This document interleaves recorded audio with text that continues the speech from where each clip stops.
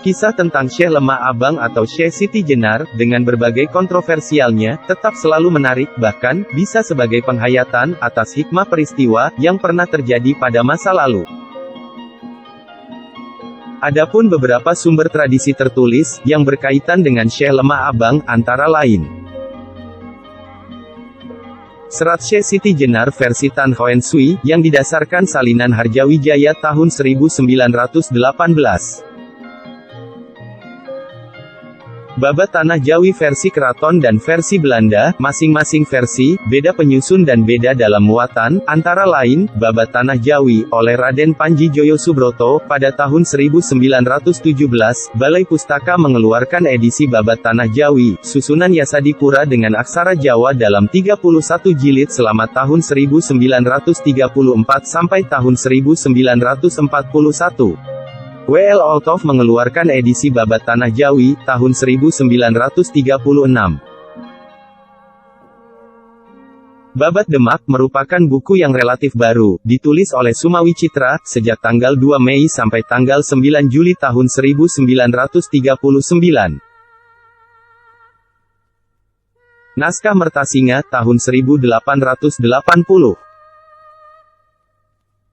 Naskah Carita Purwaka Caruban Nagari, tahun 1720, ditulis oleh Pangeran Arya Carbon, putra Sultan Kasepuhan pertama, dan Kepala Bupati seluruh Priangan.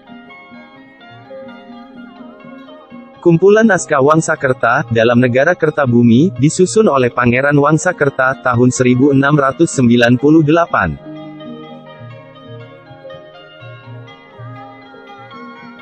Untuk mencari kedekatan kebenaran, sebaiknya mempercayai sumber tertulis, yang waktunya, lebih mendekati peristiwa itu terjadi, isinya ditulis dengan rasional, bukan dicampur aduk dengan cerita supranatural. Mengenai keberadaan, lebih dari satu makam Syekh Lemah Abang, tentu sangat mudah dijawab keabsahannya, dengan merekonstruksi runutan kisah, dalam kematian Syekh Lemah Abang, yaitu, pertama, adanya masjid, sebagai tempat persidangan wali. Kedua, keraton, atau sultan, yang mempunyai legitimasi untuk pengadilan Lemah Abang. Ketiga, daerah tersebut, memang, sering menjadi tempat para wali, untuk melakukan pertemuan. Keempat, tradisi yang masih ada dalam masyarakat sekitarnya, terkait peristiwa Syekh Lemah Abang.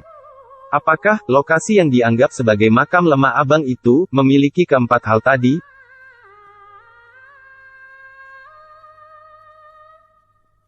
Kali ini, kita berkesempatan untuk mengetahui kisah Syekh Lemah Abang, menurut apa yang ditulis Pangeran Wangsakerta, dalam naskah Negara Kertabumi, dan Carita Purwaka Caruban Nagari, yang disusun oleh Pangeran Arya Carbon. Berikut, kisah Syekh Lemah Abang. Pada tahun 1425 seorang ulama Malaka, yang bernama Datuk Soleh, bersama istrinya tiba di Cirebon. Istri Datuk Soleh dalam keadaan mengandung Siti Jenar, kemudian, keduanya menetap di Cirebon. Sambil berdagang, juga mendakwahkan Islam membantu Syekh Nurjati. Namun, selepas kelahiran Siti Jenar, Datuk Soleh wafat. Siti Jenar kemudian diasuh Syekh Nurjati, Ki Gedang Alang-Alang, dan Cakrabuana.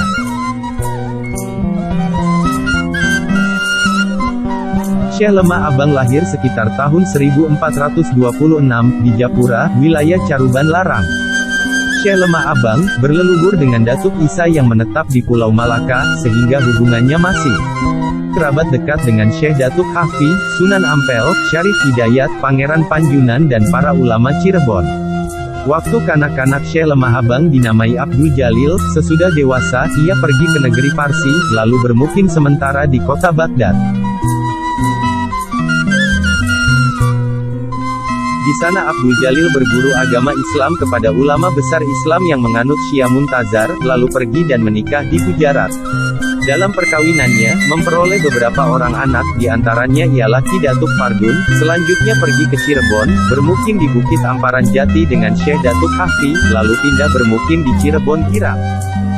Syekh Lemah Abang berhasil mendapat banyak pengikut di Cirebon Girang. Setelah mengembangkan perguruannya di Cirebon Girang, Lemah Abang pergi berdakwah ke Pengging. Atas dukungan Kiai Pengging, penganut Syiah yang diusung Syekh Lemah Abang, semakin banyak di Jawa Timur. Sebelum kembali lagi ke Cirebon, Syekh Lemah Abang melanjutkan dakwahnya ke Banten dan Palembang. Para wali Sanga merasa kurang sepakat atas dakwah yang dilakukan Syekh Lemah Abang, membeberkan ajaran yang dianggap terlarang, dengan mengajarkan ketidakharusan menjalankan syariat.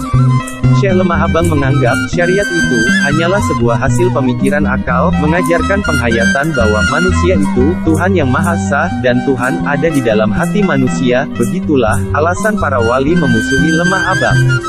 Ditambah upaya Syekh Lemah Abang, yang mendorong, dan memberi semangat Ki Ageng Pengging, dengan seluruh bala pasukannya, untuk mendirikan kerajaan, lepas dari Demak. Lemah Abang juga membujuk Pangeran Charbon, dengan para pemuka wilayahnya, agar merebut dan memerangi kerajaan Cirebon. Tablik-tablik penyiaran Islam Syiah, telah tersebar, terdengar ke segala penjuru, dan sudah meresap di dalam hati, tiap-tiap pribadi penganutnya.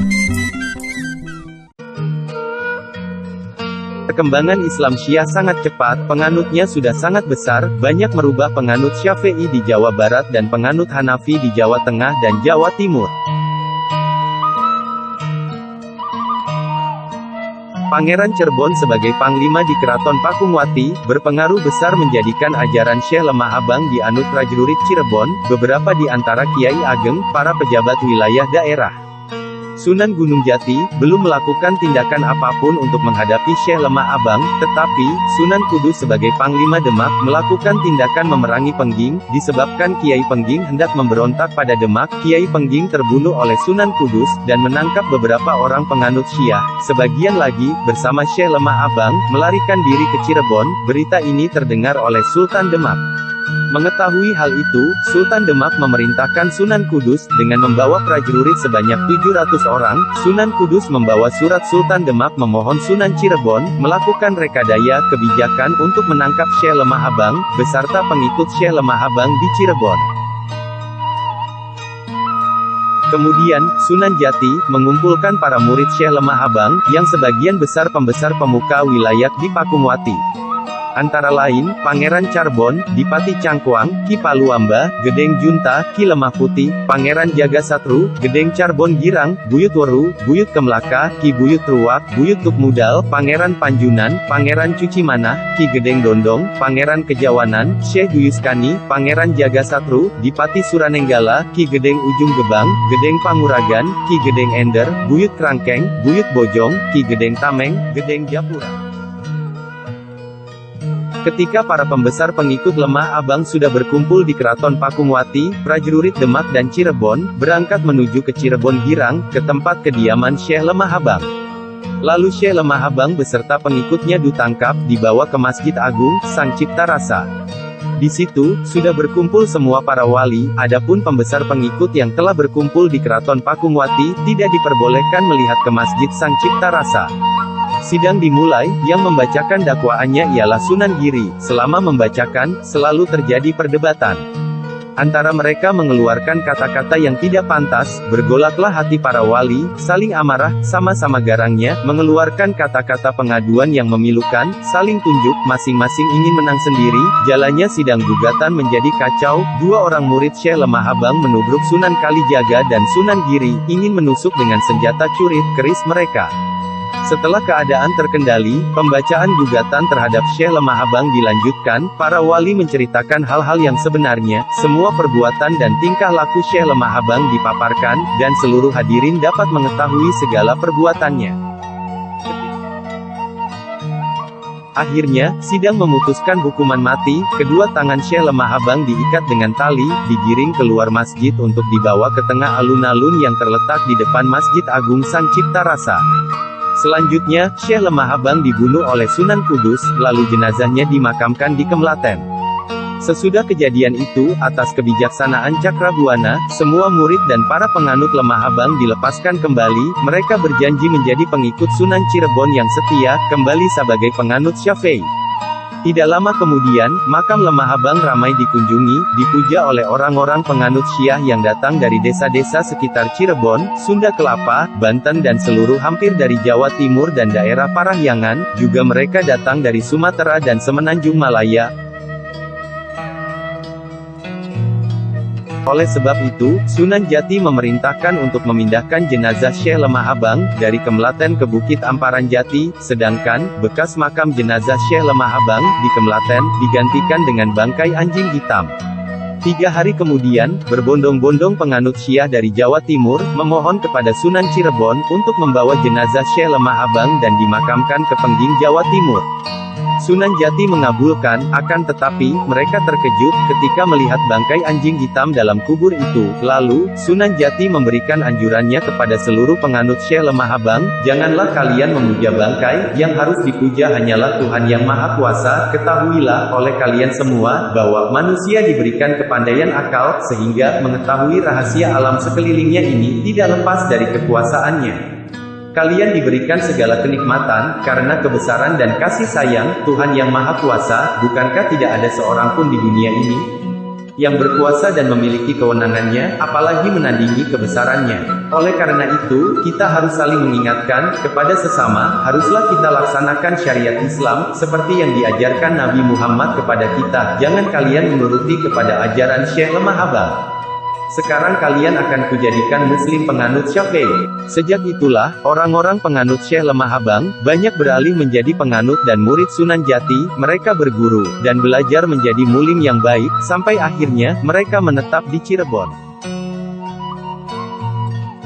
Itulah, kisah Syekh Lemah Abang, menurut Pangeran Wangsakerta, dan Pangeran Arya Carbon. Adapun pengikut Syekh Lemah Abang, yang datang dari wilayah luar Cirebon, yang berpindah menjadi pengikut Sunan Jati, ditempatkan oleh Sunan Jati, untuk bermukim di wilayah yang kini dinamakan Kesunean, artinya tempat orang Sunni, serta, Sunan Jati menganjurkan masyarakat dan tiap tajuk, untuk memberi sedekah, bagi santri Lemah Abang yang datang berkeliling, sambil memanjatkan doa, yang disebut Tawurji.